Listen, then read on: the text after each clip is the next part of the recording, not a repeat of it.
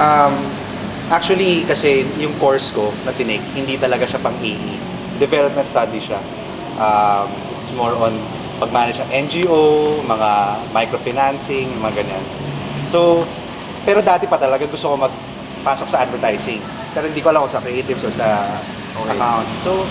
So bali yung first job ko actually, Ayala Land Research. Pero gusto ko talaga mag-advertising. Kasi sa Yahoo Group sa amin, yung kaklase ko dati, nag-email, o sino may gusto, may opening sa Art Worldwide na AE. Sabi ko, ano yung AE? Hindi ko alam yung AE. Pero nag-apply pa rin ako. So sinabit ko yung resume ko. Tapos, within the day actually, tumawag sa akin kaagad. Gusto mo bang mag-interview ngayon? Sabi ko, okay, nag-schedule kami. So, yun. After a day, interview ako. Tapos, after mga 2 interviews, nagustuhan naman nila ako. Actually, yung interview nga, may dalawa kami nun na pinagpipilian. Isang para mas ma-experience sa akin, isa ko, wala talaga experience sa pag-iingi. Pero, well, nakita siguro nila yung willingness ko to learn, kasi isa sa pinaka-importante yung pag naghanap ka ng job, willingness to learn at saka yung willingness to do the work efficiently. Kaya siguro yun, ginawa nila ako as a lead.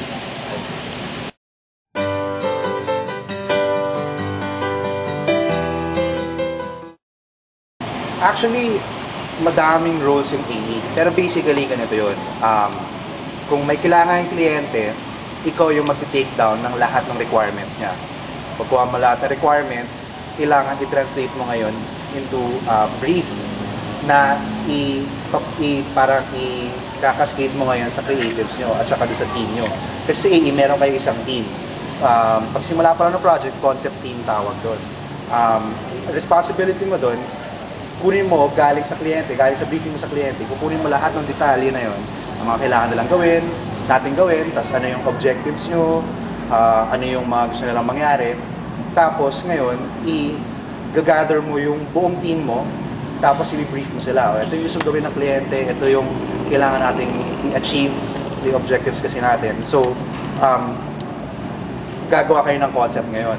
Tapos ikaw, ang role mo doon is to make sure that lahat ng mga binapato na ideas in line with the objective of the client at saka ano yung gusto ng kliyente. Tapos, after that, pag nagawa na yung creatives, na-execute na yon, role mo rin to check tama ba yung ginawa na ng creatives, to the point na kahit yung maliliit na detalye na babasahin mo isa-isa lahat ng kopya, lahat ng mga text dyan to make sure na walang maling nakasulat, walang maling spelling, walang maling grammar. So, after that, i-present mo na ngayon sa kliyente. Pag-present mo sa client, ikaw naman, you'll take the role of the creatives of your ad agency. So, i-defend mo ngayon sa kliyente yung ginawa nyo. Parang, pag pupunta ka sa kliyente, ito yung gusto nyo, ito yung gusto nyo maabot, ito yung mga requirements nyo, ito ngayon yung ginawa namin. Tapos nun, pagka nagawa na ng creatives yung work, pupunta ka na sa kliyente para i-present. I-present mo yung ideas nyo na sasagot doon sa mga needs at saka sa objectives nila. Tapos, ang pinaka-role mo doon is to defend yung ideas nyo sa kliyente. Kasi marami sabihin ng kliyente, parang mali yata yung path na tinutulungan nyo, dapat hindi ganyan. Dapat alam mo kung paano i-defend yun. Dapat alam mo kung paano sabihin na, hindi, kasi ito talaga yung gusto nyo, ito yung pinaka magandang idea para masagot yun. Kasi minsan yung kliyente, hindi nila alam talaga kung ano yung gusto nila. Tapos parang sila mismo, magbibigay ng objective sa'yo, sila pa yung mawawala doon sa path ng objectives nila. So ikaw, make sure na ito nga yung idea namin, ito yung sa tingin namin talagang mag-work para sa inyo. Tapos yun, make sure to defend that. Sometimes may mga revision, may kailangan baguhin. Kung babaguhin mo, dapat i-take down mo lahat yun. Details lahat yun, tapos babalik ka ngayon sa creatives. Okay sa kliyente, sabihin mo sa creatives mo, okay sa kliyente, pero gusto nila, medyo palitan mo yung copy, medyo palitan mo yung, minsan yung kulay ng ganito, iba yung model, iba yung ganyan. So actually, basically, yun yung pinaka-basic na ginagawa ng AE.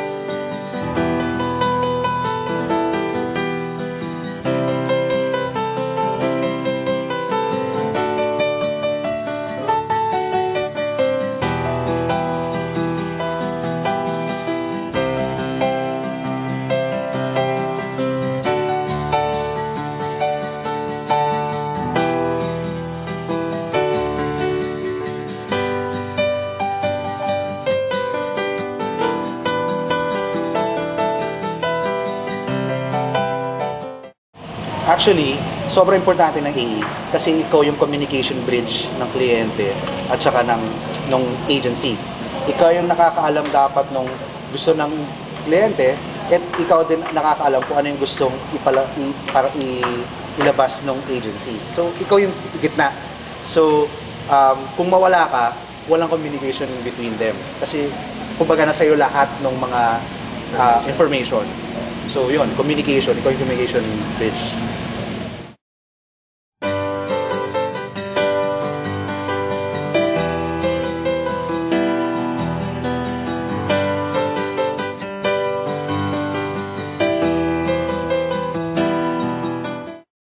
So, pagpasok ko sa office, pinaka-importante, unang-unang gagawin is titingnan ko yung email ko.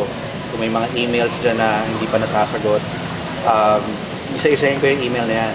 Tapos, after checking emails, check yung may things to do ako na nakalista, yung mga kailangan gawin.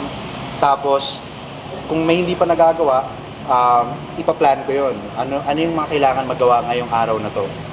So, after nun, kung may nag-run ka na project, titingnan mo yung mga status ng mga projects. Kasi usually naman, pagka uwi mo, may naiiwan ka na hindi pa natatapos eh. Kasi minsan yung projects, mahaba naman yan. So, yun, things to do, pag may mga kailangan kang tapusin ng araw na yun, tapusin mo na kagad. Tapos, pagdating ng hapon, usually, nandiyan nagsimula yung mga meetings. Makipag-meet ka sa mga kliyente, makipag-meet ka sa mga suppliers, makipag-meet ka sa creatives. Tapos, yun ang pinaka-work ng EE nangyayari doon. Tapos pagbalik ko sa office, mga late na ng afternoon yun, doon na usually nagsisimula yung mga pag-brief ng creatives, kung may mga kailangan, kasi galing ka na sa meeting nun eh. So mga nakuha mo sa meeting, kunyari may revision si client, i-brief mo ngayon yung AE, yung creatives, tapos kung may mga tapos na work yung mga creatives naman, yun din yung time na chine-check mo yung mga works ng creatives para the following day, kung ipapresent mo na yung creatives na yun, alam mo na tama yung present mo. Tapos pagdating ng gabi, usually yun na magsasagot ka minsan ng emails kasi minsan talaga nag-stretch na hanggang sobrang umaga yung work mo. Lalo na pag may mga mabigat na creatives na kailangan gawin kasi papantayan mo yung creatives eh para palagi sila may tanong tapos i-guide mo sila. So yun, tapos kinabukasan, ganun ulit.